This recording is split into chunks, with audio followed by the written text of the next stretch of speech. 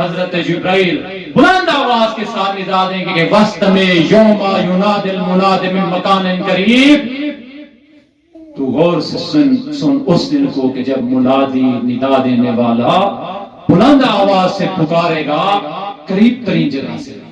یہاں کیا مراد ہے؟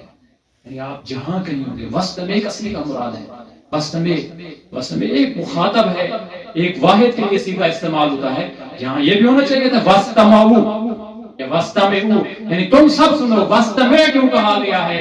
تو کہا گیا ہے، اس کی تفسیر یہ ہے کہ ہر شخص ایسے محسوس کرے گا کہ گویا کہ نزدیک سے آواز اسے آ رہی ہے، یعنی ہر شخص اپنے نزدیک سے آواز کو سنے گا۔ اور پھر یوم یسمعون الصیحۃ بالحق، اور اس دن وہ سب اس حق کی آواز کو سنیں گے۔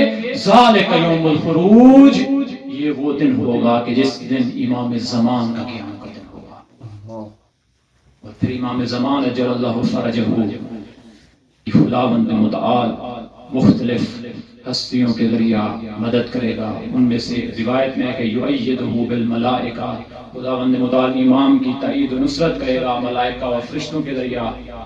تمام فرشتے آئیں گے، حتیٰ کہ کہا گیا کہ وہ فرشتے کہ جو امام حسین کی مدد کے لیے آئے تھے اور امام حسین نے انکار کر دیا تھا، کہا مجھے مدد کی ضرورت نہیں ہے، وہ بھی امام زمان کی نصرت میں تشریف لے آئیں گے۔ اور پھر 3 نبیوں کا تذکرہ آیا ہے روایات میں، زیادہ تھک تنیوے کے لگ رہے ہیں۔ ماشاءاللہ کیا بات ہے، وقت زیادہ ہو گیا، کیا بات ہے۔ پر محمد و علیہ الصلوات۔ اللہم صل علی محمد۔ پہلے نبی جو امام زمان کی مدد کے لیے تشریف لے آئیں گے وہ ہیں حضرت عیسیٰ مسیح بررفعہ اللہ، کہ وہ مرے نہیں ہیں بلکہ خداوند متعال نے انہیں اٹھا لیا ہے۔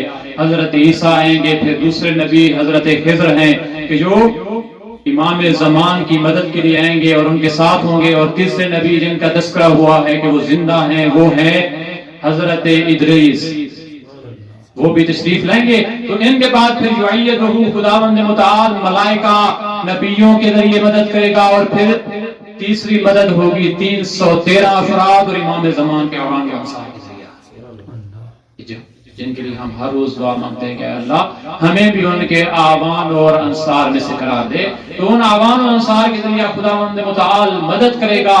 اور میں فقط اتنا کہوں گا، وہاں امام زمان اس دن اپنا تعارف کریں گے، خطبہ دیں گے اور اپنا تعارف کریں گے کہ کہیں گے کہ جو شخص چاہتا ہے میں ینظر، یعنی جو دیکھنا چاہتا ہے الی آدم، یعنی آج جو شخص بھی نگاہ کرنا چاہتا ہے کہ میں دیکھوں حضرت آدم کو، فانا ذا آدم، تو میں آدم ہوں۔ پھر کہیں گے کہ جو ابراہیم کو دیکھنا چاہتا ہے فہا انا ذا ابراہیم، میں ابراہیم ہوں۔ جو موسیٰ کو دیکھنا چاہتا ہے، جو عیسیٰ کو دیکھنا چاہتا ہے وہ آئے اور مجھے دیکھ لے۔ جو محمد و علی کو دیکھنا چاہتا ہے فہا انا ذا محمد و ذا علی، میں علی